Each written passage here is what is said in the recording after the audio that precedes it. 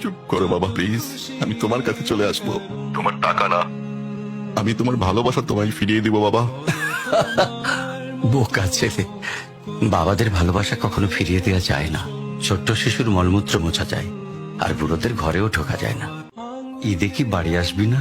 ঈদে বাড়ি আসবো কিনা বলতে পারছি না বাবা। তোমার অ্যাকাউন্টে টাকা পাঠিয়ে দিয়েছি বাবা, আমার প্রমোশন হয়েছে, স্যালারিও বেড়েছে, পুরো 1 লাখ। আলহামদুলিল্লাহ। বাবা একটু লাইনে থাকো। বাবা তুমি তো বলেছিলে পিতৃঋণ কখনো শোধ হয় না। তুমি 26 বছরে আমার পিছনে যত টাকা খরচ করেছো, তুমি কি জানো আগামী 5 বছরে সেই টাকা তোমায় ফিরিয়ে দিতে পারবো? আমার এখন স্যালারি মাসে 1 লক্ষ টাকা বাবা। ও, এই কথা।